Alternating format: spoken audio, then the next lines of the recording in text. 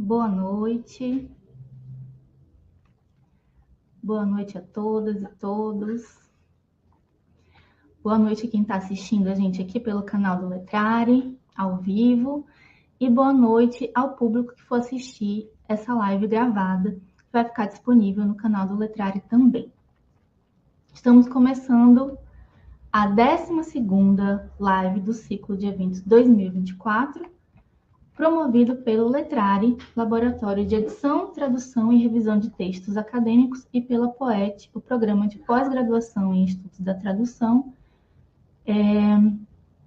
Importante mencionar que a POET iniciou suas atividades na UFC em 2014, portanto, está completando 10 anos esse ano. Fica aqui os nossos parabéns pelo seu primeiro decênio.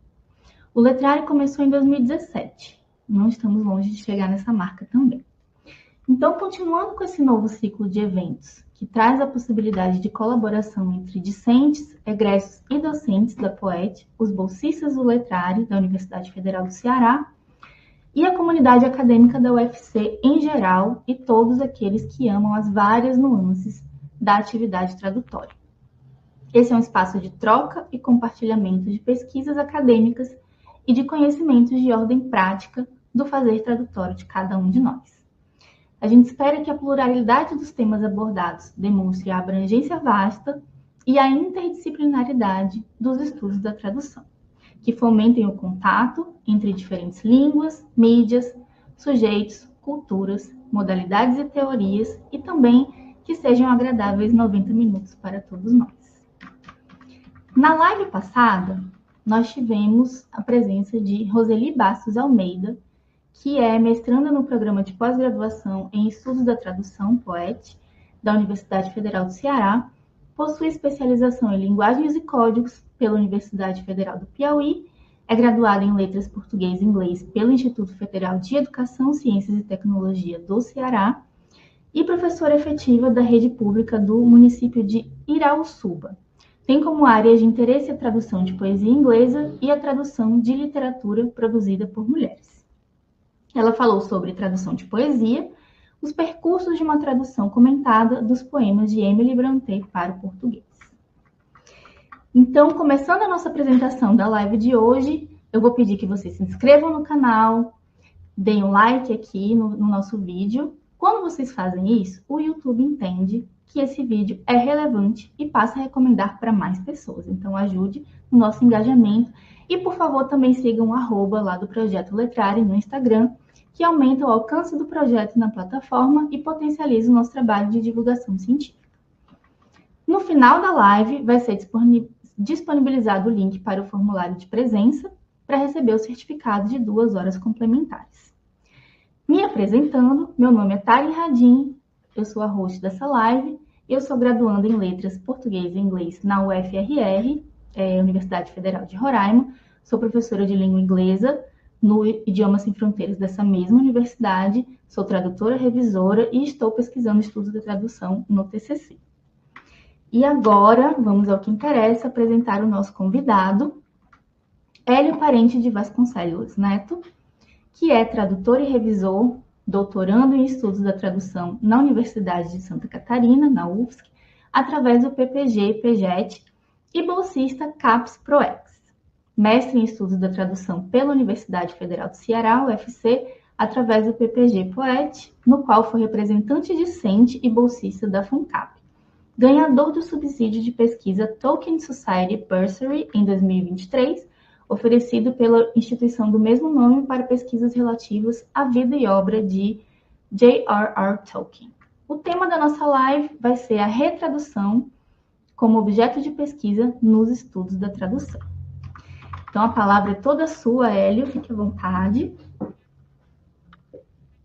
Então, boa noite, gente. Muito obrigado pela apresentação, Taren. Como a gente tem bastante coisa para ver, eu acho que eu vou começar logo a me apresentar só um pouco mais e já partir para a apresentação. Então, como a Taren falou, meu nome é Hélio Parente de Vasconcelos Neto. Eu sou egresso do PPG-POET, né, do Programa de Estudos de Pós-Graduação de Estudos da Tradução da Universidade Federal do Ceará, onde eu fui aluno de mestrado sob a orientação da professora doutora Luana Ferreira de Freitas. Atualmente, eu curso o doutorado também em Estudos da Tradução, mas dessa vez no programa de pós-graduação em Estudos da Tradução PPG-PEGET da Universidade Federal de Santa Catarina, onde eu fui contemplado com uma bolsa de excelência acadêmica CAPES ProEx. Então, o tema de hoje da live vai ser a retradução como objeto de pesquisa nos estudos da tradução.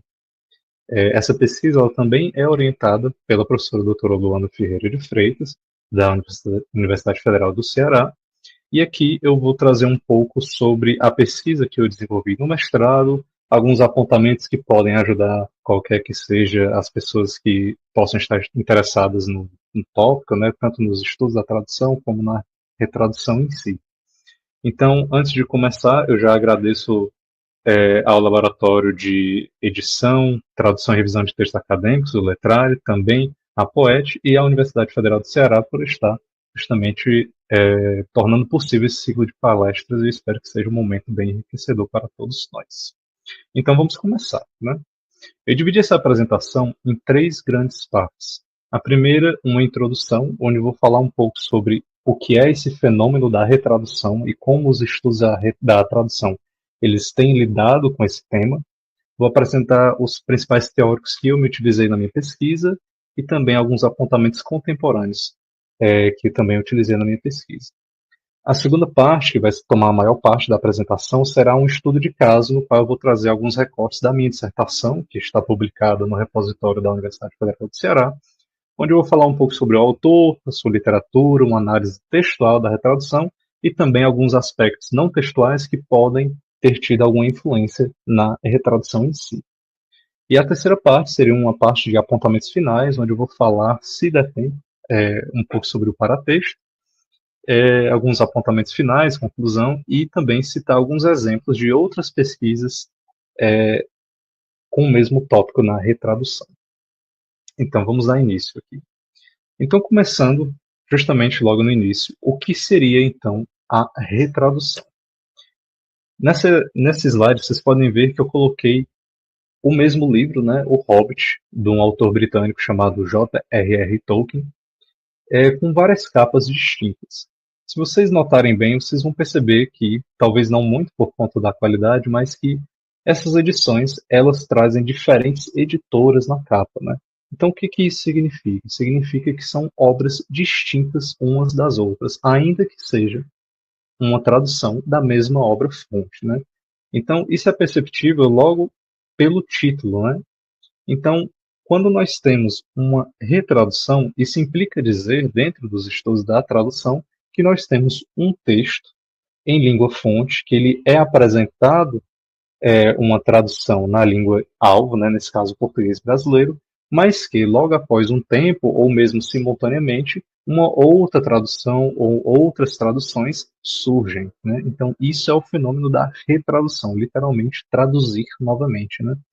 Então, aqui nós temos o exemplo de algumas edições em português, não só português brasileiro, mas também português europeu, que vocês já podem ver de cara algumas implicações, né, algumas diferenças que esse fenômeno pode trazer na obra, né? A partir do título, como o primeiro, o Gnomo, aqui já o Hobbit, a primeira tradução brasileira de 1970, aqui já a primeira retradução dos anos 90, se não me engano, de 1995, onde o título se pôs somente como o Hobbit, a primeira retradução europeia pela editora Europa América e, enfim, a retradução, dessa vez a segunda retradução, que está presente no mercado editorial brasileiro nos dias de hoje, que é editorada pela HarperCollins Brasil, que é justamente o Hobbit. Mas então, vocês podem se perguntar se há como traduzir uma mesma obra de maneiras tão distintas que justifiquem uma retradução? Então, pensando em apresentar esse fenômeno para vocês, eu trouxe alguns recortes que a gente não vai ler todos, porque, enfim, é muito grande, mas que ajudam a ilustrar como um mesmo texto ele pode suscitar estratégias distintas, né? Ainda que possa parecer um texto assim óbvio ou de resolução direta, né? Então aqui eu vou me permitir ler só esse primeiro parágrafo para vocês, que é o parágrafo inicial do capítulo 1 da obra em língua-fonte, escrita em 1937, né? Onde o autor fala o seguinte: In a hole in the ground there lived a hobbit, not a nasty, dirty, wet hole filled with the ends of worms and an oozy smell, nor yet a dry, bare, sandy hole with nothing in it to sit down or on or to eat. It was a hobbit hole, and that means comfort. Então nós temos, né, um parágrafo de certa maneira simples, né, ainda com muitas adições, com muitas características, mas cuja tradução não parece ter nenhum grande problema, né? Então vamos observar como as diferentes traduções em português brasileiro se valeram desse parágrafo, né? Então como traduziram de fato? Vamos começar aqui pela tradução de 1976, que foi feita pelo tradutor Luiz Alberto Monjardim. Então nós temos o título, An Unexpected Party, traduzido como uma festa inesperada, onde ele fala o seguinte: numa toca escavada no solo vivia um hobbit. Não que fosse propriamente uma toca desarrumada e suja, cheia de minhocas, úmida e abafada, e nem uma toca árida, desolada e nua, sem lugar para se sentar ou coisa qualquer para se comer. Era a toca de um hobbit, o que significa dizer conforto. E aqui não há nada que indique algum problema na tradução ou algo que suscite uma retradução por motivos linguísticos, né? Ou seja, não há nenhuma insuficiência à primeira vista, né? Assim, analisando de uma forma bem rápida, né? Mas que vocês já podem perceber que quando nós passamos para a segunda tradução presente no contexto brasileiro, ou seja, a primeira retradução, em 1995, nós temos algumas pequenas diferenças, né? Que eu vou ler de novo para vocês. O título do capítulo é o mesmo. Numa toca no chão, vivia um hobbit. Não uma toca desagradável, suja e úmida, cheia de restos de minhocas e com cheiro de lodo. Tampouco uma toca seca, vazia e arenosa, sem nada em que sentar ou que comer. Era a toca de um hobbit, e isso quer dizer conforto. Aqui nós já começamos a notar uma pequena diferença, né? Ainda que possa não ser uma diferença que impacte muito o sentido no texto, mas isso é um ponto interessante desse fenômeno, como os diferentes tradutores, enquanto sujeitos presentes no contexto histórico, no contexto social, no contexto cultural, eles se valem do mesmo texto e apresentam traduções distintas, né? E como esses tradutores eles podem se influenciar, né? Então não é porque um texto ele já foi traduzido que isso implica que não há mais um motivo ou uma necessidade ou um desejo de traduzir novamente, né? Então toda tradução ela se configura como uma obra própria, né? Toda tradução ela é teoricamente diferente das passadas, né? E vejam que eu não estou fazendo nenhum juízo de valor aqui sobre o que é mais correto, se é a primeira tradução ou a segunda. Eu estou apenas demonstrando que há distintas formas de traduzir o mesmo, nesse caso, o mesmo parágrafo, né? E aqui, por último, a tradução de 2019, só para dar início a essa discussão. Numa toca no chão, vivia um hobbit. Não uma toca nojenta, suja, úmida, cheia de pontas de minhoca e um cheiro de limo. Nem tampouco uma toca seca, vazia, arenosa, sem nenhum lugar onde se sentar ou onde comer. Era uma toca de hobbit, e isso significa conforto. Então perceba que ainda que exista algum tipo de preferência, como o uso da palavra lodo, ou de limo, ou de certas palavras como tampouco, ou da forma como se fala do local de sentar, né? Um lugar onde se sentar, sem nada em que se sentar, ou algo do tipo, o sentido do texto ele ainda está sendo transmitido para o leitor brasileiro, né? Então o ponto aqui é em que momento nós podemos dizer que uma tradução ela é distinta da outra, porque nós podemos analisar, ok, esses textos eles apresentam pequenos detalhes diferentes, mas de que forma isso pode impactar o leitor brasileiro? De que forma a leitura de uma tradução ou de uma retradução se difere entre si ou se difere até mesmo da obra em língua-fonte, né? E a partir de diferentes estudos sobre esse fenômeno, chegou-se ao que foi denominado a hipótese da retradução, que ela foi atribuída ao filósofo, acho que é filósofo, agora eu estou um pouco na dúvida, mas o filósofo francês Antoine Berman, né, que ele escreveu um artigo publicado na revista Palimpsest, que é chamado A Retradução enquanto Espaço da Tradução. E nesse artigo, o Berman ele introduz aos estudos da tradução alguns apontamentos que ele julgou relevante para este fenômeno, né? Então, ele é influenciado pelo pensamento alemão romântico, né? Principalmente pelo pensamento de Goethe, né? Que ele fala num suposto progresso linear das traduções. Em que sentido? No sentido de que uma primeira tradução ela surge como forma de introduzir a obra-fonte naquele contexto, né? Então, introduzir uma obra inglesa no contexto brasileiro. E aquela primeira tradução, ela pode apresentar algum tipo de insuficiência, algum tipo de tradução que não foi muito bem feita ou que não foi muito bem recebida. E assim, as subsequentes traduções, ou seja, as retraduções, elas progridem isso, né? Elas fazem parte dessa linha evolutiva até chegar numa tradução, digamos, que ele chamou de a grande tradução, que seria uma tradução que freia esse processo. Isso lembrando que eu estou falando do pensamento de Bergman sobre esse assunto como modo de introduzir esse tópico, né? Então, um ponto-chave nesse pensamento é justamente esse envelhecimento da tradução passada, ou de uma insuficiência, seja ela linguística, seja ela cultural. E ele argumenta também que as primeiras traduções elas sempre são mais domesticadoras, né? Elas sempre tendem a trazer à tona a cultura alvo, né? A cultura meta, nesse caso a cultura brasileira, ou a língua portuguesa brasileira, nas traduções, né? E bom, aqui eu separei algumas citações só para que a gente possa entender mesmo como ele pensou nesse fenômeno e como esse fenômeno foi primeiramente estudado dentro dos estudos da tradução. Então ele argumenta o seguinte: toda tradução é destinada a envelhecer, e todas as traduções dos, entre aspas, clássicos da literatura mundial serão cedo ou tarde retraduzidas. E ainda é preciso retraduzir porque as traduções envelhecem, e porque nenhuma é a tradução. Assim, vemos que traduzir é uma atividade submetida ao tempo, e uma atividade que tem uma temporalidade própria, a da caducidade e a do inacabamento. Então ele fala que a tradução, enquanto atividade, ela é sempre incompleta. Ela está sempre apresentando algum tipo de falha, algum tipo de insuficiência que implica numa retradução e num processo assim, cíclico infinito, né?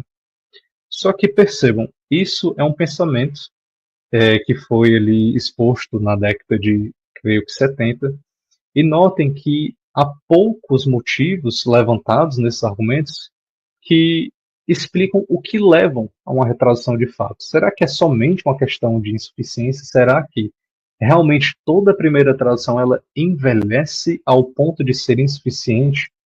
E aqui o argumento é que os interesses que implicam numa retradução são sobretudo linguísticos.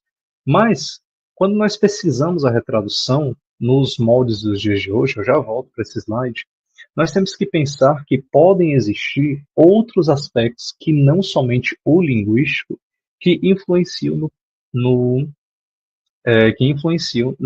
desejo da retradução, né, no fenômeno retradutório, como é o caso do primeiro trecho que eu expus para você, o primeiro parágrafo do O Hobbit, né? Não há nada que implique, de fato, que naquele primeiro parágrafo, né, uma análise de um texto bem pequeno, que implique um envelhecimento ao ponto de se chegar a uma insuficiência num texto de 1970, né? Mas aí, claro, nós podemos analisá-lo, né, em sua totalidade e enxergar, ver se há algum tipo de suficiência ou não. Mas somente esse argumento parece não ser suficiente para explicar o fenômeno da retradução. E nessa mesma linha surgem, então, teóricos contemporâneos sobre este fenômeno, né? Que eles falam que as retraduções elas surgem não só do desejo de prover um texto mais, entre aspas, próximo, né?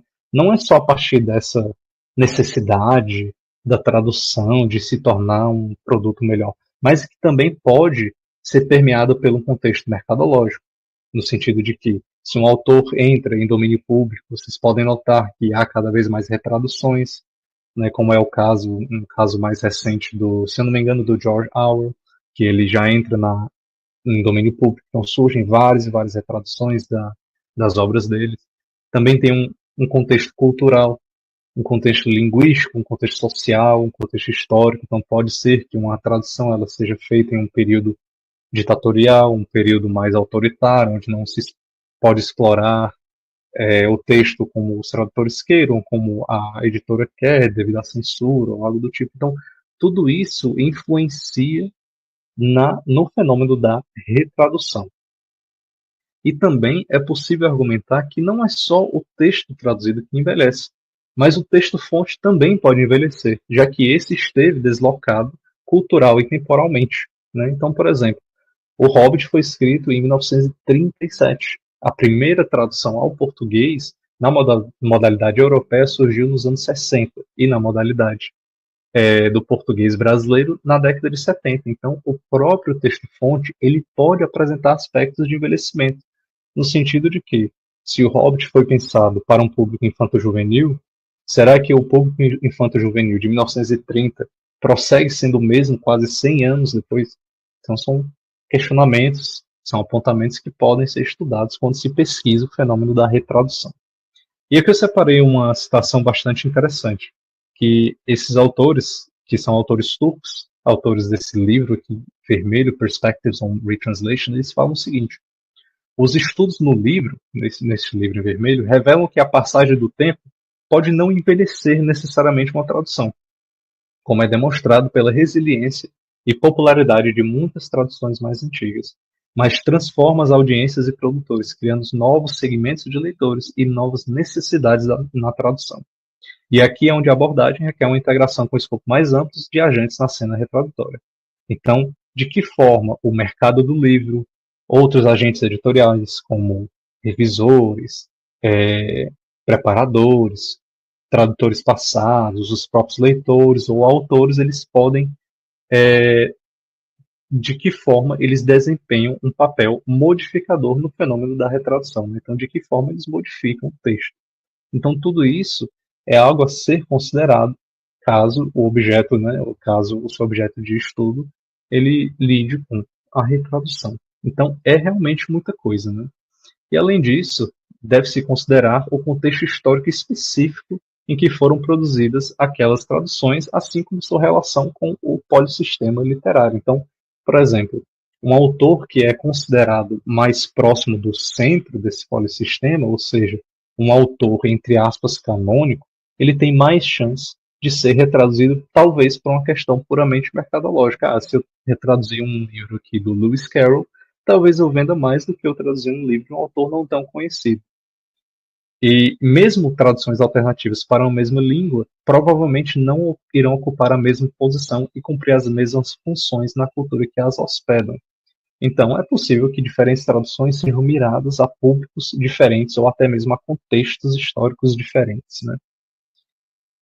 Enfim, isso tudo nós vamos falar um pouco mais quando nós analisarmos o estudo de caso que eu vou trazer para vocês, que é, de fato, a minha pesquisa da dissertação.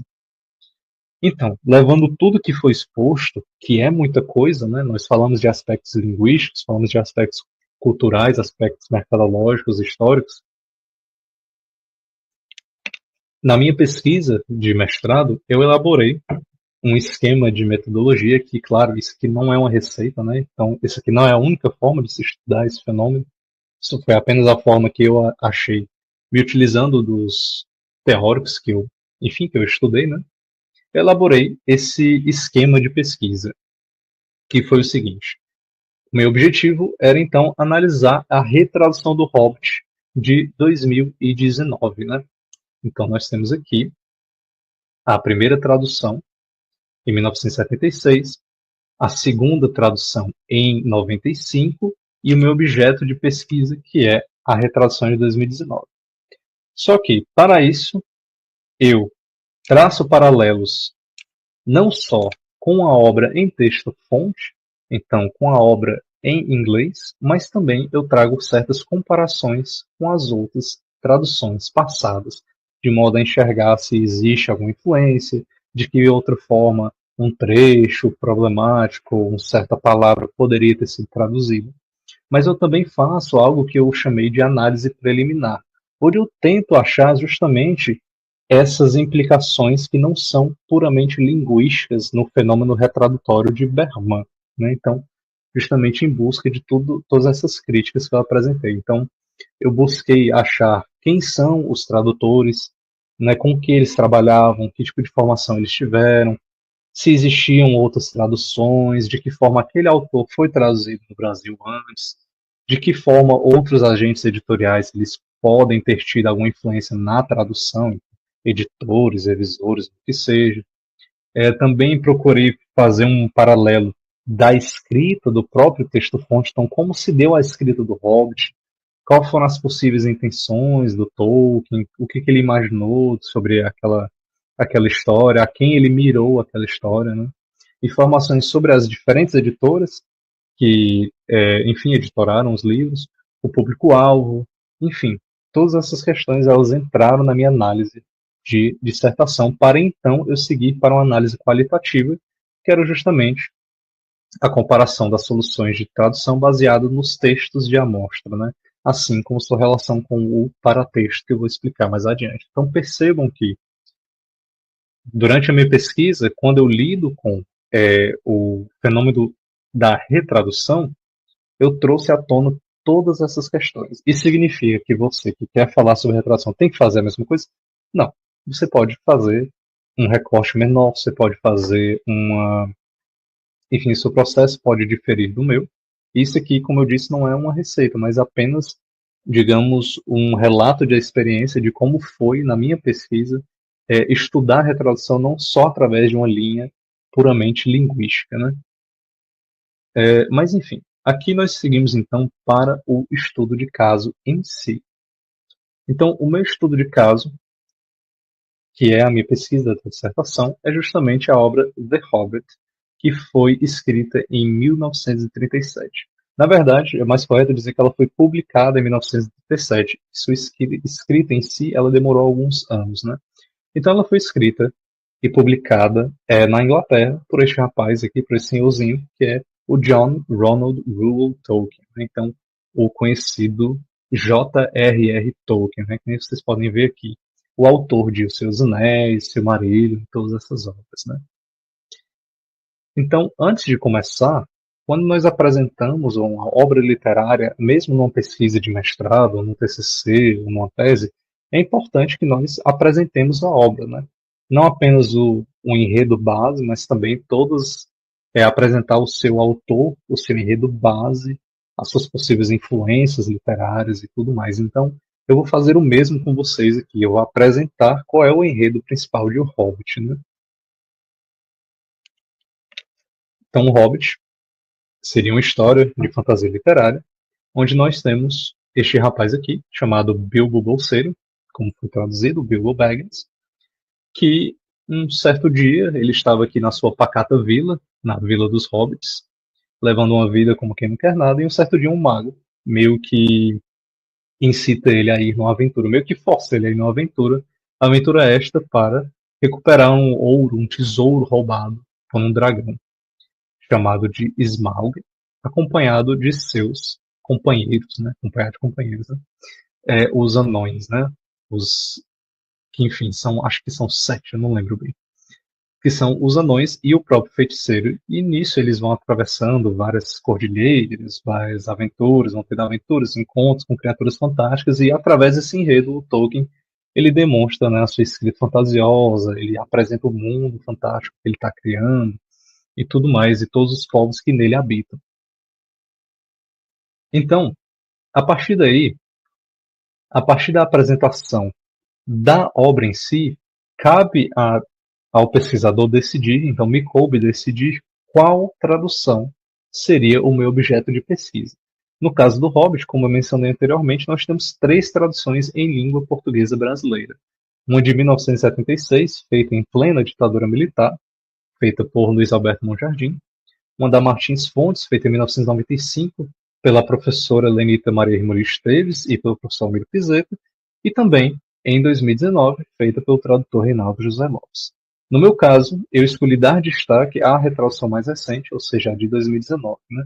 E isso foi um ponto que divergiu um pouco do meu projeto, que eu apresentei na época para a Poet, né?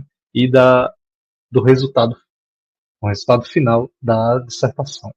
No meu projeto, eu queria analisar todos os 3 livros, comparando-os com a edição em língua fonte, o que, depois que você passa pela experiência do mestrado, experiência de escrever um TCC ou escrever uma tese, você nota que talvez não seja possível. Porque, enfim, são muitos detalhes e 3 obras é muita coisa. Então, isso também é um ponto que é necessário se pensar quando se pensa na retradução. Será se nós devemos explorar exaustivamente todas aquelas traduções ou nós nos concentremos naquelas que nós achamos mais interessantes ou que traz alguns argumentos que, enfim, suscitam outras reflexões. E nisso, quem vai decidir é justamente o pesquisador com o professor, orientador, orientadora. Né? No meu caso, eu escolhi tratar da obra de 2019, mas comparando-a com a de 95 e com a de 76. E para que eu pudesse atingir meus objetivos, que era uma análise descritiva, mas também levantar alguns apontamentos críticos da tradução, eu me utilizei de um referencial teórico composto de 3 áreas. A primeira área sendo justamente os estudos da tradução com foco no fenômeno da retradução. Então, eu trouxe como referencial teórico vários autores, várias pesquisas dentro dos estudos da tradução, mas eu busquei também trazer contribuições recentes para o fenômeno da retradução. E como na minha pesquisa existia um foco grande em paratexto, que seria aqueles discursos de acompanhamentos, então, que não compõem a malha textual principal do texto, então, por exemplo, o título, o subtítulo, notas de rodapé, prefácio, pós-fácio, tudo isso que não é de fato o texto em si, mas que está fazendo algum tipo de relação com ele, se chama paratexto. Então eu trouxe também referenciais teóricos que falam sobre paratextos editoriais, como é o caso da obra do Gerard Genette, mas também que falassem de paratextos exclusivos de uma tradução e paratextos traduzidos, e como aqueles tipos de paratextos como notas de rodapé, notas do tradutor, eles podem influenciar na tradução. E por fim, como terceiro grande campo, eu trouxe o que eu chamei de estudos tolkienistas, que são estudos que, enfim, abordam a vida biográfica do autor, mas também que estudam as suas obras literárias, né, de diferentes aspectos. E aqui eu destaco um livro que foi muito importante para a pesquisa, que seria o The History of the Hobbit, que conta um pouco sobre a biografia do autor nesse período de sua vida, e também ele mostra todas as diferentes versões do Hobbit que, enfim, foram apresentadas pelo autor durante sua concepção. Então, todos os rascunhos, as reescritas, as revisões, e isso suscitou uma reflexão muito importante dentro da dissertação. Enfim, como eu comentei anteriormente, é necessário, quando nós estamos realizando um projeto, que nós apresentemos não só o livro, mas também o autor. E também é muito importante que nós estudemos a biografia daquele autor, né? Não só uma biografia em si, mas estudar a vida daquele autor. Porque, enfim, às vezes nós pensamos que a vida do autor pode ser bastante simples, mas talvez alguma experiência chame a atenção ali na sua análise literária. Né? Então, no caso do Tolkien, vocês podem ver 3 momentos aqui da vida dele, né? Aqui, ele já um senhor de idade, que, enfim, já autor dos seus Anéis e do Hobbit. Aqui um jovem professor, que ainda não foi autor. E, na última imagem, um combatente da Primeira Guerra Mundial. Então, no caso de Tolkien, é muito interessante notar que a escrita criativa não era o seu ganha-pão. Né? Então, não era com o que ele trabalhava, de fato, né? O que é estranho pensar quando a gente considera sobre, enfim, sobre o sucesso que foi Seus Anéis posteriormente, dos filmes, das diferentes adaptações que nós temos até os dias de hoje. Mas a escrita criativa não era o ganha-pão da vida de Tolkien, né? Mas o seu ganha-pão era em si as aulas que ele dava como professor universitário na Universidade de Oxford, onde ele foi professor de inglês antigo e inglês médio, né? E, enfim, todas essas questões biográficas, elas podem trazer algum tipo de apontamento, né? E não só questões biográficas, mas é interessante nós estudarmos também as diferentes obras que aquele autor produziu. Então, no caso de Tolkien, nós podemos pensar, ok, Tolkien, Seus Anéis, o Hobbit, Silmarillion, e só. Mas, como a maioria dos autores nessa época, e, enfim, de todas as épocas, talvez a sua literatura seja mais plural do que nós pensamos, né? No caso de Tolkien, nós temos exemplos de textos acadêmicos, como Tolkien on Fairy Stories, que é um livro que apresenta um ensaio acadêmico sobre o que ele acha que é a escrita fantasiosa, sobre o que ele acha que deve ser o cerne de Contos de Fada. Nós temos o seu trabalho como filólogo, que era a sua formação de origem.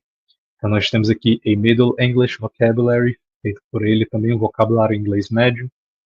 Nós temos também a sua atuação como tradutor, né? Então tradutor do inglês antigo, do inglês médio, como em Beowulf, uma tradução comentada, e em Sir Gawain and the Green Knight, também uma tradução. E além disso, o Tolkien, além de escrever em prosa, ele também escreveu em texto poético, né? Seja o texto poético presente em suas obras, como através de músicas ou poemas declamados por algum personagem, mas também em obras que são inteiramente em texto poético, como é o caso do The Lay of Aothrin Ythrul and The Homecoming of Beorhtnoth, que são textos apenas em escrita poética, né? Neste caso, um lay, né? Um lay, que é um tipo de texto em inglês, e nesse caso, um texto épico poético, né? The Homecoming of Beorhtnoth. E também, no caso de Tolkien, o seu trabalho como lexicógrafo, né? Então, ele trabalhou antes de ser um professor como lexicógrafo para o Oxford English Dictionary, né? Então, ele ficou responsável pela definição de algumas palavras, né? Até que, enfim, nós chegamos à sua literatura, à sua escrita criativa de fato, né? E mesmo dentro da sua escrita criativa, da sua produção criativa, nós temos que essa literatura ela é plural, então ela não se concentra apenas em O Senhor dos Anéis, né? Nós temos aqui obras dedicadas apenas ao público infantil, como o Mr. Bliss, que foi traduzido como Senhor Boaventura, obras que estão fora do universo de Seus Anéis, mas são uma literatura de fantasia indicadas para o público infantil, o público juvenil, como Farmer Giles of Ham, e também há pessoas que estudam Tolkien enquanto artista, né? Então, alguns desses glifos que vocês podem ver aqui, dessas ilustrações, foram o próprio Tolkien, que, enfim, que ilustrou na época, que eu me utilizo aqui para compor essa identidade visual do slide, né? Como essas flores, essas folhas aqui, a própria imagem do dragão, essa própria capa. Então, há ainda um aspecto a ser estudado por Tolkien, de Tolkien, que seria a sua produção enquanto artista, né? Mas, de fato, o que chamou a atenção na minha dissertação foi a sua produção relativa ao universo de Senhor dos Anéis, né? Que nós temos a maior parte de suas obras publicadas, né? Como Os Senhor dos Anéis, The Children of Húrin, Unfinished Tales, O Hobbit, O Silmarillion, As Aventuras de Tom Bombadil. Então, todas essas obras, elas compartilham um mundo imaginário, né? Que é um aspecto muito importante na literatura de Tolkien, né? Que é justamente um ponto de partida para a sua criação. Então, durante a minha dissertação, eu tive que analisar, né, quais eram, então, as possíveis influências de Tolkien na literatura. E algo que me chamou a atenção, através dos críticos James e Mendelssohn, foi a exposição de que a principal influência, na opinião desses críticos, a principal influência de Tolkien, na opinião desses críticos, é que Tolkien ele se preocupa não só em escrever a história de um personagem ou de dois personagens, mas ele acredita que eles devem pertencer a um mundo secundário que tenta ser tão complexo quanto o nosso mundo primário, né? Então, complexo como a realidade. Então, um mundo permeado por povos, permeado por línguas, uma geografia, uma história própria, né? E nessa citação, nós vemos que isso se configura como uma das principais influências de Tolkien no gênero da literatura fantasiosa, né? Eles falam o seguinte: Os Seus Anéis de Tolkien, doravante SDA, paira sobre toda a fantasia escrita em inglês e em muitas outras línguas, desde sua publicação. Desde sua publicação, a maioria dos autores de fantasias subsequentes estão tentando imitá-lo ou fugir de sua influência, né? E o maior feito de Tolkien, contudo, foi a normalização da ideia de um mundo secundário. Depois de 1955, publicação de Os Seus Anéis, os escritores de fantasia não tiveram mais que explicar os seus mundos enquadrando-os como sonhos ou contos de viagem, ou fornecendo-lhes qualquer ligação fictícia com o nosso próprio mundo. Então, segundo esses críticos, uma grande influência de Tolkien foi justamente a normalização de, em história de fantasia, aquilo se passar num mundo completamente novo, né? Tomando como base, muitas vezes, o próprio mundo de Seus Anéis, né? Isso em si implica algumas questões na tradução e também na própria escrita das obras de Tolkien, né? Então, é possível perceber quando se vê alguma biografia ou algum filme, ou mesmo ler algumas obras de Tolkien, que há uma certa complexidade, uma tentativa de uniformizar um mundo, né? Então, por exemplo, o Hobbit, ele tem uma ligação com os Seus Anéis, não apenas no sentido de que certos personagens aparecem na outra obra, mas também naquele mundo que foi modificado através da história e cujas reverberações elas são vistas em obras subsequentes ou até em obras anteriores, né? Enfim, que eu vou pular só um pouquinho por causa do tempo. E justamente nessa preocupação de dar à Terra-média, que seria esse mundo secundário, uma independência do nosso mundo primário, então na configuração da Terra-média como um mundo próprio, né? Como um mundo que contém a sua própria geografia, a sua própria história, seus próprios povos, o Tolkien ele começa a reescrever muitas de suas obras, incluindo o próprio Hobbit, né? E eu trouxe aqui um exemplo muito interessante que, quando nós vemos aqui essa reescrita, ela pode parecer algo banal, mas que ela tem uma certa influência nas traduções, né? Então, por exemplo, perceba que eu destaquei em vermelho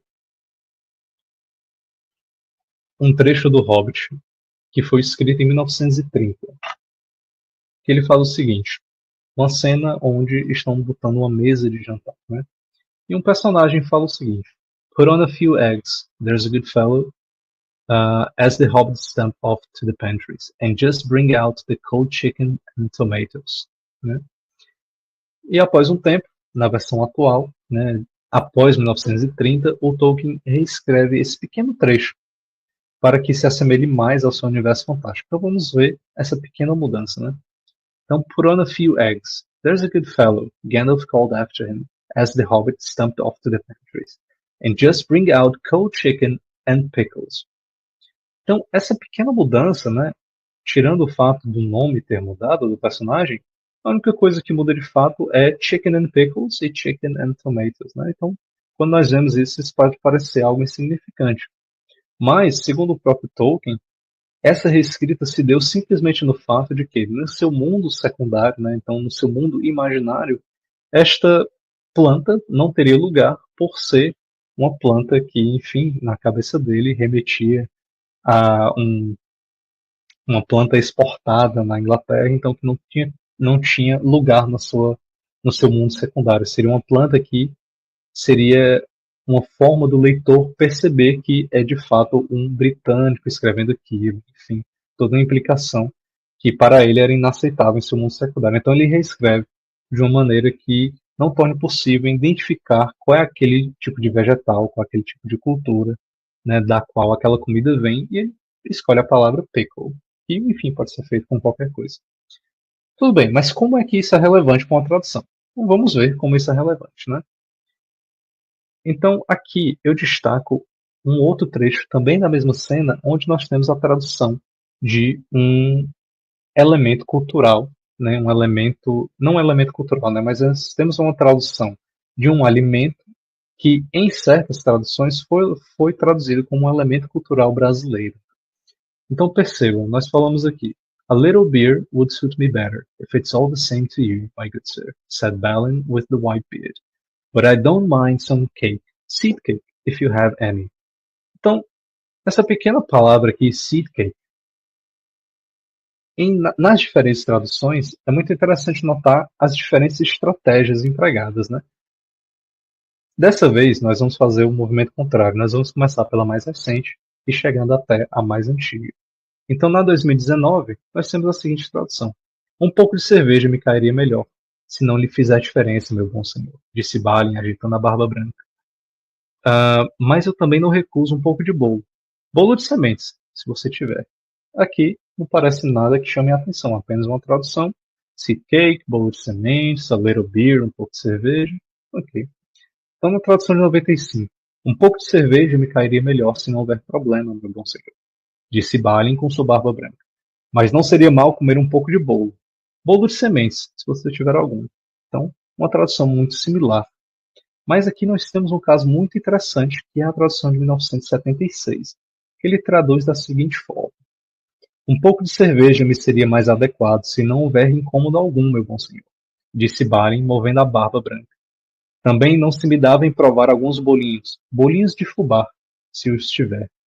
Então imaginem só, nós estamos falando de um autor que, pelo fato de tentar imaginar um mundo secundário complexo, com toda a sua história, geografia e tudo mais, ele reescreve um pequeno trecho no qual ele julga que a palavra tomate é inaceitável porque remete ao nosso mundo primário que, enfim, dá alguma dica ali que ele é um autor britânico que está comendo aquela fruta. E ele se depara com a tradução de seed cakes para bolinhos de fubá, que, enfim, é um ingrediente bastante brasileiro, né? E a análise aqui não é que a tradução está errada, né? Porque, enfim, grãos, semente, um bolo pode ser completamente adequado para o público vigente na época, né? Mas isso é um exemplo de como os diferentes tradutores eles se valem de diferentes estratégias, até mesmo em trechos tão pequenos como esse. E neste caso, como a cultura do texto do texto-alvo, né, a cultura da língua-alvo, no caso do português brasileiro, ela pode interferir no processo de tradução. Então, claro, o tradutor, enquanto uma pessoa brasileira, né, que está ali em contato com a cultura, com os ingredientes brasileiros, pode não ver nenhum problema na utilização dessa palavra. Mas aqui eu trago um exemplo que é bastante, eu diria assim, exemplar de como essa questão da cultura e do contexto social do tradutor ele pode interferir de uma maneira mais brusca, né, com o texto, né? Então, de novo, dessa vez eu não vou ler todo o trecho, mas ler apenas os destacados em azul, né? Nós temos uma cena onde o personagem principal ele está vendo uma fogueira, né? Um incêndio que está ali com uma forma de ameaça a ele. E ele fala o seguinte: Through the reek, he could see the goblins, né? Um tipo de criatura no mundo de Tolkien, dancing round a midsummer bonfire, né? Então, midsummer seria, assim, literalmente meio do verão, que, enfim, nós temos o solstício e tem justamente o midsummer, né, que seria parte do meio. E vejam que, na tradução da Arte Nova, de 1976, nós temos o seguinte: com os olhos embaçados pela fumaça, pôde ainda entrever os orcos dançando em redor de fogueira, como uma quadrilha em Arraial de São João. Então, vamos segurar essa informação um pouco, né? E vamos ver essas outras traduções. Na de 95, nós temos: através da fumaça, podia ver os orcs dançando num círculo como pessoas em volta de uma fogueira no solstício de verão. Então, aqui uma tradução já mais, assim, mais estrangeirizadora, né? Colocando solstício de verão, enfim. E até mesmo a própria tradução de orcs, né? Que escolheu aí pela palavra em língua inglesa. E já na de 2019, nós temos através da fumaceira, podia ver os gobelins dançando em círculos sem parar, feito gente em volta de uma fogueira do meio do verão. Então, uma tradução mais literal mesmo, né? Mais a palavra por palavra. Né? E midsummer, meio do verão. E goblins, aqui a tradução optou pela adaptação fonética de gobelins, né? Então, percebam que o tradutor, primeiro, enquanto pessoa presente no contexto brasileiro, ver um bonfire e tem justamente a imagem de uma quadrilha em Arraial de São João. Mas eu quero que vocês imaginem, né, o mundo de Tolkien, né, o mundo de Seus Anéis, dançando uma quadrilha em um Arraial de São João. E se isso de fato condiz com o contexto da literatura de Tolkien em si, né? E isso já é uma crítica minha, né? Tudo bem que pode não ser verdade. Isso não é uma questão de a tradução é incapaz. É só que a tradução ela é suscetível a críticas também, né? E no caso, essa é a crítica que partiu da minha análise, né? Então percebam que nos outros tradutores nós já temos uma adaptação ali mais estrangeirizadora. Nós não conseguimos ver muito bem ali a cultura brasileira, né? Ainda que possa ter alguns aspectos, como a própria, não é transcrição, né? Mas a adaptação fonética da criatura Goblin para Gobelin. Mas, enfim, Então, percebam que, quando nós estudamos a retradução, alguns desses apontamentos não linguísticos eles podem ser uma fonte interessante na própria análise do texto, né? Então, vamos partir também para outros aspectos que entraram na minha dissertação. Como eu acho que eu estou ficando um pouco sem tempo, eu vou falar rapidamente sobre outros aspectos não linguísticos que entraram na análise, né? Um desses aspectos que eu julgo muito importante quando nós estamos trabalhando com autores de literatura, então os nossos objetos de estudo, é entender como esse autor ele está sendo tratado pelo mercado editorial nos dias de hoje. Então, Tolkien foi uma pessoa que nasceu em 1890 e tantos e morreu em 1970 e tantos. Então, já é um autor ali mais velho, né? Já é um autor que você não imagina que tenha algo novo sendo publicado sobre ele. Mas, quando nós analisamos o mercado editorial estrangeiro, nós percebemos que isso não é verdade. Então, mesmo nos dias de hoje, o mercado editorial de Tolkien ele continuou bastante ativo, né? Então, a maior parte dos escritos de Tolkien é publicado postumamente por seu filho, né? Que, que desempenhava o papel de principal editor das obras de seu pai, né? Então, em 2018, nós começamos a ter uma publicação quase anual de novas obras de Tolkien, né? Então, escritos que foram resgatados, que foram editados e revisados, né? Então, nós temos o livro The Fall of Gondolin, The Nature of Middle-earth, The Fall of Númenor, The Battle of Maldon, The Collected Poems. Então, de 2018, de 21, 22, 23, 24. Então, já há bastante tempo desde a morte do autor, novos escritos que estão sendo viabilizados ao público, né? E também, quando nós estudamos a retradução em si, é importante ver como o mercado editorial brasileiro, se essa for o par de línguas que você trabalha, está lidando com aquele autor, né? Então, tudo bem, o mercado britânico ele pode estar ali procurando vários novos escritos, resgatando novos escritos do autor, mas como é que é o mercado editorial brasileiro? No caso de Tolkien, nós temos que ele também se encontra bastante ativo, né? Então, ali em 2018, 2019, ocorreu uma troca de editoras e a editora HarperCollins ela assume o papel de editoração das obras de Tolkien, né? Então, a partir daí, nós temos uma nova onda de traduções, né? E não só traduções inéditas, mas também de retraduções, né? Então, nós temos obras que nunca antes foram publicadas em português brasileiro, como Beren e Lúthien, História da Terra-média, e também nós temos obras que são retraduções de fato, né? Mas que contam com estratégias distintas, como o Mestre Giles da Aldeia, o Ferreiro do Bosque Maior e Roverando, né? E também, não só uma questão de contexto editorial, mas como é que aquela mídia, aquela obra, ela está sendo adaptada nos dias de hoje. Então, no caso de Tolkien, nós estamos numa possível onda, né, de várias adaptações de Tolkien. Nós temos jogos, nós temos séries, nós temos filmes, que acho que inclusive lança essa semana, algo do tipo. Mas isso é importante perceber que isso dá ao público leitor um novo subsídio de tanto de novas obras de Tolkien que passam a ser conhecidas pelo leitor, tanto internacional como brasileiro, mas também que apresenta a obra a novos autores, né, ou a novos leitores, né, através justamente de adaptações, ou, enfim, através de novas traduções. Né.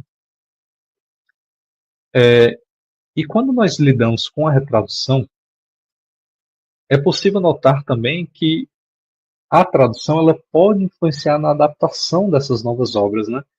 Então, como eu não tenho muito tempo, né, acho que eu já vou ultrapassar um pouco do tempo, né, com vocês, mas uma seção da dissertação que eu explorei, que foi muito interessante, foi uma possível influência da retradução na legenda da série de Os Seus Anéis, né, The Rings of Power, né, onde o legendador, né, a figura tradutora audiovisual, ela se utiliza da mesma estratégia tradutória do tradutor de 2019, né? Algo que foi inédito à época, né? Que é justamente a tradução de orcs com essa, digamos, adaptação ortográfica, né? Como seria de fato se nós escrevêssemos em português, né? E, enfim, isso são algumas implicações que podem trazer certas reflexões, né? Na sua pesquisa ou no seu objeto de estudo, né? E também o estudo sobre o percurso de editoração pode revelar aspectos muito importantes no quesito mercadológico, né? Então, no caso de Tolkien, nós temos que desde 1937, que foi a data de publicação do Hobbit em território britânico, até 1990, a obra foi editorada apenas pela editora Allen Unwin. E quando essa editora faliu, em 1990, que foi comprada pela HarperCollins, até os dias de hoje, a obra de Tolkien é editorada por HarperCollins. Então, desde 1937 até os dias de hoje, se nós contarmos essas duas editoras como uma só, a obra de Tolkien é editorada pela mesma empresa. Já no Brasil, percebam como foi o caminho editorial de Tolkien. Primeiro pela editora Arte Nova, depois pela editora Livraria Martins Fontes, que ocorreria uma seção, né, aqui uma cisão. Elas seriam separadas em duas editoras, a Martins Fontes Selos Martins e a WMF Martins Fontes, causando que as obras de Tolkien fossem então divididas também, para então, coincidentemente, com a chegada da HarperCollins Brasil, em 2018, as obras de Tolkien serão editoradas pela mesma empresa que é editorada no exterior.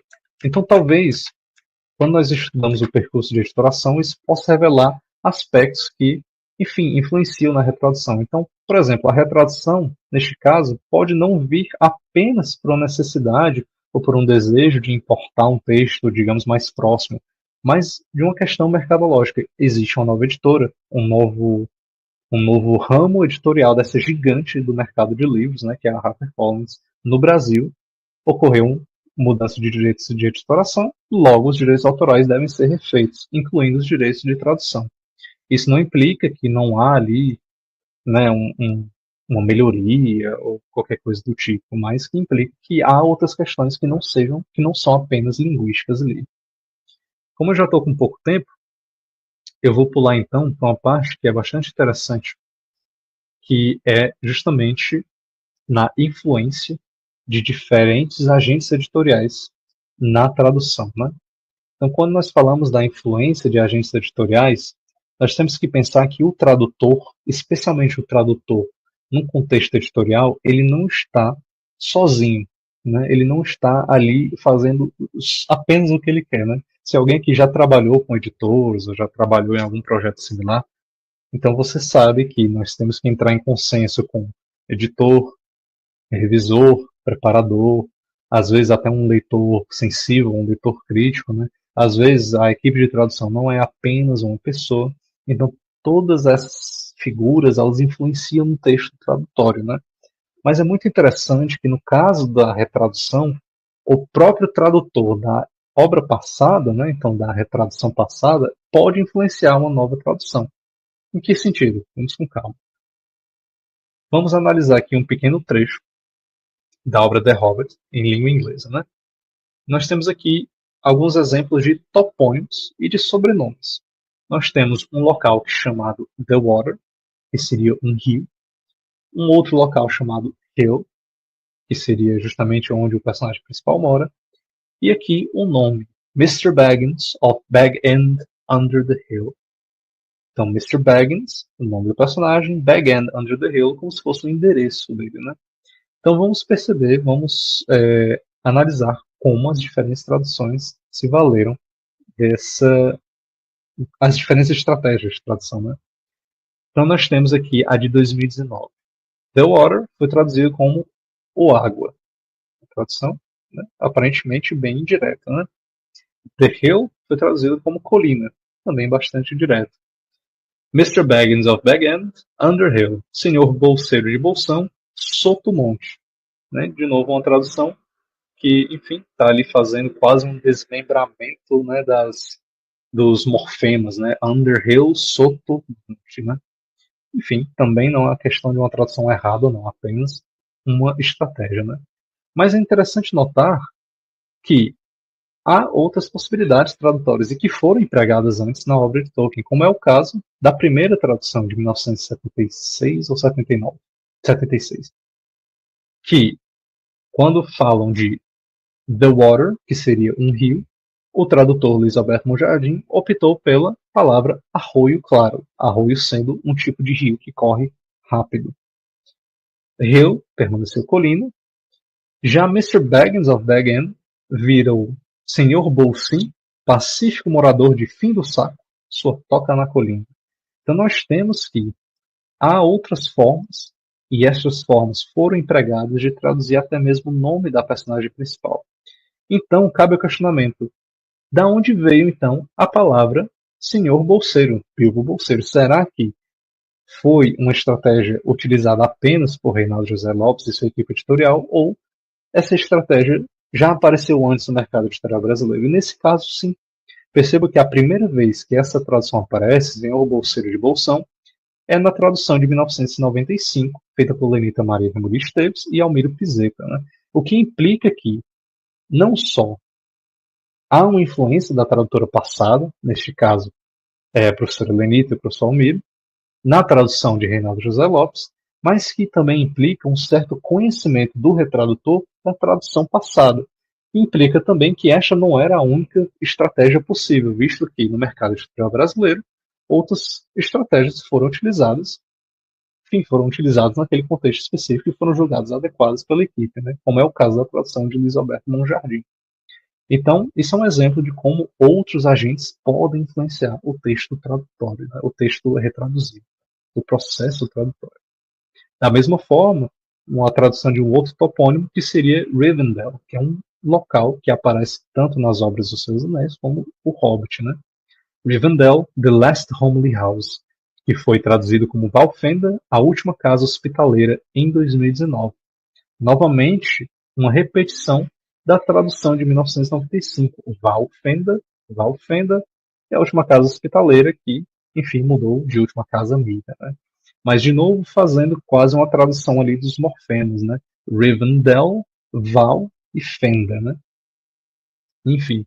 E percebam que a primeira tradução ao português brasileiro optou pela estrangeirização, que reforço que não é uma não tradução, mas é apenas uma estratégia, né, de manter o nome na língua fonte, né? A última casa hospitaleira. Então, de novo, nós temos que isto implica um conhecimento da tradução passada e como se diz, uma influência da tradutora passada, e que também essa não era a única possibilidade tradutória daquele texto, né? Isso não é dizer que o texto como um todo ele é repetido, não. Eu estou analisando um pequeno trecho de um livro de 200 e tantas páginas, né?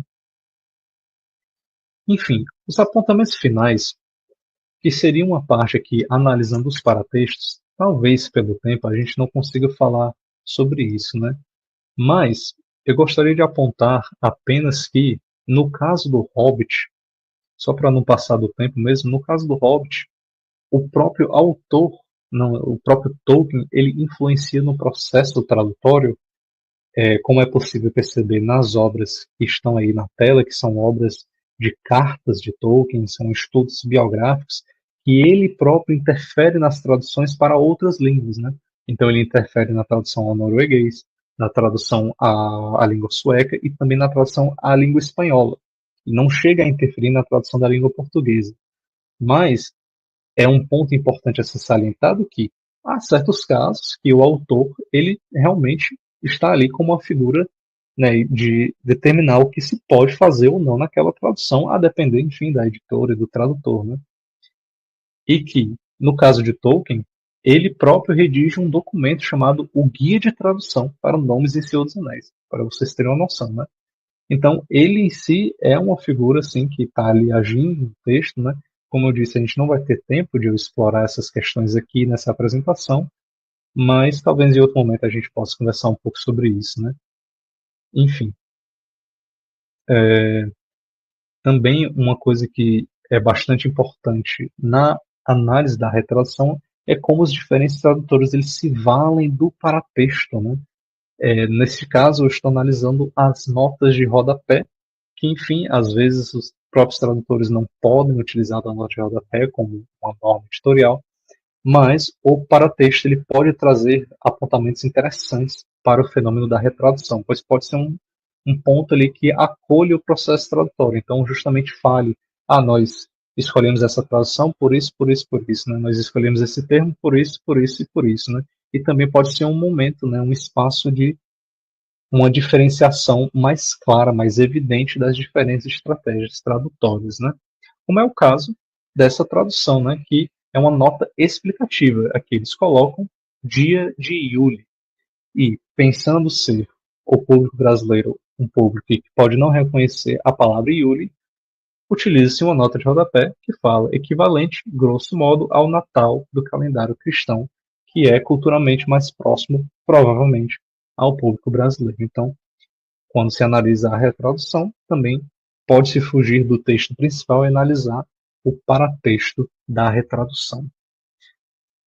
Então, os apontamentos finais, né, que eu já passei aqui do tempo, mas a conclusão que eu tiro da minha dissertação é que a linearidade da retradução, como arguída por Bergman, ela parece não se configurar de uma forma tão direta no Hobbit. Em que sentido? No sentido de que, no contexto brasileiro, há estratégias tradutórias, tanto de 1976, como de 95, como de 2019, que não envelhecem, né, ou que não evoluem linearmente, mas que se apresentam como possíveis traduções e que elas, no meu crivo, funcionam bem para o público brasileiro, né? E que, ainda que exista uma familiaridade com a tradução passada, não implica dizer que essa tradução é apenas uma cópia, mas que também existem ali estratégias próprias que foram introduzidas pela nova equipe, né?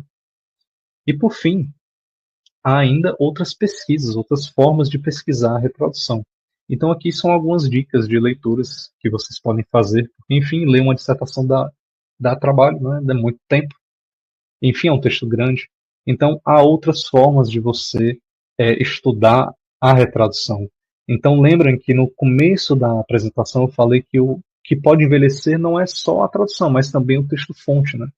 Que foi justamente o que parece ter acontecido nesse artigo, que foi escrito por mim e pela minha orientadora e por uma colega, Catarina Maria, Luana Pereira de Freitas, minha orientadora, que é justamente analisando como o texto do Lovecraft ele envelhece no momento que ele se torna insustentável por questões etnocêntricas ao público brasileiro e como as retraduções elas diferem justamente na maneira que elas abordam essas violências etnocêntricas, né? Então, é um texto com alguns apontamentos complicados, né, para um leitor contemporâneo, né, alguns apontamentos sobre etnias que são inaceitáveis e que as retraduções elas diferem na medida em que elas ignoram, né, esses apontamentos, que elas explicitam esses apontamentos e que elas preparam o leitor a esses apontamentos. Então, literalmente falando, olha, você vai ler certa coisa que pode parecer violento, foi uma escolha da tradução, não é menosprezar, enfim, não enfraquecer esse etnocentrismo. Então, é um artigo curto que pode dar algumas ideias, né, de como não só a tradução envelhece, mas o texto-fonte pode envelhecer também. E, por fim, um artigo da professora Diana, que é a coordenadora do Letrário, que é como se utilizar de ferramentas tecnológicas para o estudo da retradução. Aqui, no caso, ela analisa o The Turn of the Screw através da linguística de corpora. Então, gente, finalizando, gostaria de agradecer ao Letrário, ao PPG Poet e à Universidade Federal do Ceará por disponibilizar esse espaço, né? Peço desculpas que eu atravessei o tempo um pouquinho. Agradeço também à Universidade Federal de Santa Catarina, ao PPG PEGET e à CAPES por fomentarem minha pesquisa, também à Tolkien Society por ter me garantido o prêmio subsídio de pesquisa, que também ajudou muito na minha pesquisa. Enfim, a todos vocês que estão aí, que tiveram a paciência de me ouvir falar, que me ajudaram aqui no StreamYard, aos bolsistas do Letrário, a própria programação do Letrário. As referências estão nesse QR Code. E é isso. Obrigado. Fico à disposição para perguntas, comentários, algo do tipo. Muito bom, Hélio. Muito obrigada pela sua apresentação. Foi excelente, excepcional. Eu ficaria tranquilamente muito mais tempo te ouvindo aqui. Super interessante seu trabalho. Vamos começar aqui com as perguntas, mas antes de iniciar, eu vou pedir para o pessoal que está assistindo novamente se inscrever no canal aqui do YouTube do Letrário, ativar as notificações, dar o like no nosso vídeo e seguir o @Projeto Letrário no Instagram.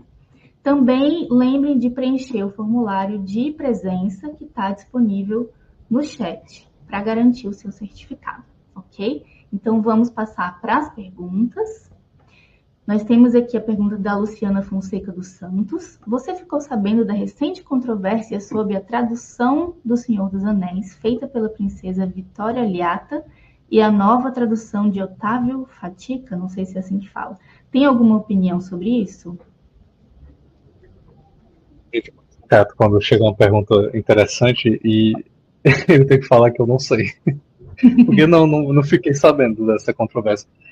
A Vittoria Aliato, se não me engano, foi a tradutora do italiano, a primeira do italiano, né, com seus anéis.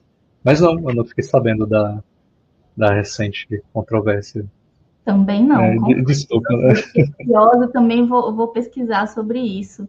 Acho que tem tarefinha de casa para todos nós, para satisfazer nossa própria curiosidade. A próxima pergunta. No percurso da sua graduação, quando decidiu que queria estudar, trabalhar com tradução?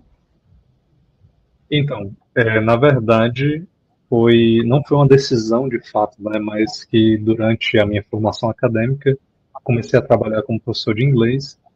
Enfim, às vezes, quando eu estava ali eu dava aula principalmente para adultos, então, às vezes, alguns adultos tinham certas empresas que faziam alguns trabalhos no exterior e eles pediam recomendação de tradutores e eu me ofereci, fiz a tradução e foi aí que começou a porta de entrada da tradução em si, onde eu fiz muitas traduções técnicas, eu ainda faço traduções técnicas, tradução de documentos, tradução de acordos, às vezes, e a tradução literária, ela veio também em oportunidade através dessas plataformas, né, como o LinkedIn.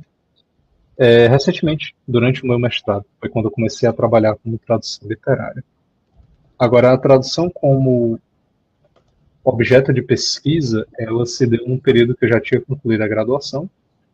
Eu estava apenas realmente trabalhando e foi justamente durante a publicação do Hobbit, ali em 2019, onde teve um burburinho muito grande, né, sobre as traduções, sobre as estratégias, e eu lembro que eu fiquei muito impressionado como as pessoas estavam, né, tendo opiniões tão fortes, né, sobre a tradução, e eu pensei, eu vou me meter nessa, vou ver o que eu acho nisso, né? Enfim, coincidiu de ter um edital da Poet aberto, e foi assim que eu comecei a trabalhar com esse tema. Mas foi bem aleatório, né? Resumindo bem, foi bem aleatório, foi só oportunidades da vida. E é engraçado que geralmente o caminho de quem vai para a tradução sempre é muito assim, aleatório, né? Você conversa com qualquer pessoa que trabalha com tradução e ela vai para lá por motivos completamente diferentes. E aí, Hélio, aproveitando essa mesma linha de raciocínio, no seu doutorado, você continua estudando retradução e quais os seus planos de pesquisas futuras? Certo. Então, no meu mestrado, eu estudei a retradução do Hobbit e pareceu muito, assim, um caminho muito fácil. Já que eu estudei o Hobbit, então acho que o próximo passo lógico é estudar os Seus Anéis. E foi de fato isso que eu estou fazendo, eu estou estudando Seus Anéis, mas teve um problema fundamental, que é o Seus Anéis é uma trilogia enorme, e que, enfim, estudar a retradução parecia um pouco inviável.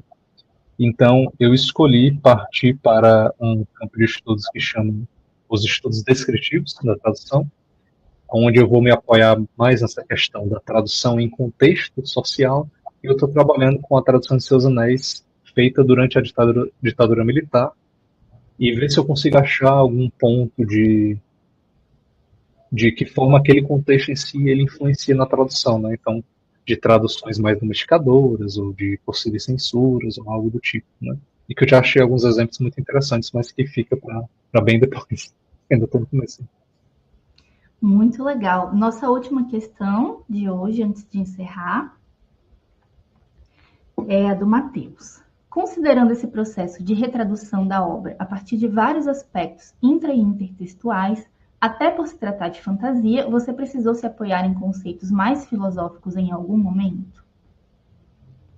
Olha, eu não diria filosófico de fato, mas algo que foi apontado durante a minha defesa foi justamente uma falta de uma contextualização do gênero de fantasia. E que, enfim, durante a escrita da dissertação, algumas coisas tiveram que ser cortadas justamente por tempo. Por eu ter sido bolsista, eu tinha uma data para entregar e estava ficando algo enorme. Enfim, nós fomos cortando, eu e minha orientadora, cortando algo que, algumas coisas que a gente pensou que poderia ficar para depois. Dentre essas coisas, respondendo a sua pergunta, foi uma introdução sobre o gênero da fantasia, onde eu me apoiei no teórico o Tsvetan Todorov, né? Que não é filosofia de fato, mas que ele traz ali um argumento sobre de que forma a fantasia ela se apresenta na literatura, na visão dele, e como ela vai, enfim, se modificando ao longo do tempo. Mas não de filosófico em si. Isso realmente eu não fiz. Muito legal. Mais uma vez, obrigada pela presença e parabéns pelo trabalho. Obrigado. Infelizmente, muito bem feito mesmo, concordo. Infelizmente, a gente está chegando no fim dessa live super rica, cheia de conhecimento. Eu espero que tenha sido um tempo bastante proveitoso a todo mundo que assistiu. Gostaria mais uma vez de agradecer ao Hélio Parente por ter aceitado o convite de estar aqui hoje apresentando uma pesquisa. E abro espaço para suas considerações finais. Se você tiver alguma observação adicional, divulgar suas redes pessoais ou alguma informação de trabalho. Bom, eu queria só agradecer a atenção de todo mundo, principalmente a equipe dos bolsistas do Letrado, né, que ajudou nesse processo da organização da live. E eu fico à disposição para quem quiser tirar uma dúvida, quem quiser perguntar ou sobre essa questão da literatura italiana, se quiser me falar mais sobre, eu fico à disposição, porque eu acho muito interessante. Rede social não, mas o meu e-mail acho que está no slide, então vocês podem entrar em contato. Se não estiver no slide, está provavelmente no site da Poet e da PEGET, então fiquem à vontade para entrar em contato caso eu possa ajudar de alguma forma. Mas muito obrigado. E, dando introdução aqui às cenas dos próximos capítulos, na próxima live vamos ter Shirliane da Silva Guiar, que é doutoranda no programa de pós-graduação em Estudos da Tradução, PEGET, da Universidade Federal de Santa Catarina, mestre em Estudos da Tradução pelo programa de pós-graduação em Estudos da Tradução, POET, da UFC, especialista em Educação à Distância pela Universidade Estadual do Ceará, graduada em Letras Português e Espanhol e suas literaturas pela UFC, tem experiência na área de letras, atua principalmente no ensino de língua portuguesa, língua espanhola e metodologia da pesquisa. Atualmente desenvolve pesquisa na área de estudos da tradução, trabalhando com o par português brasileiro e espanhol, além de possuir interesse em tradução intersemiótica e tradução audiovisual acessível, especificamente a audiodescrição. Ela é professora efetiva do Instituto Federal de Educação, Ciência e Tecnologia do Ceará. Então, agradecemos mais uma vez a audiência e a presença e nos vemos em breve.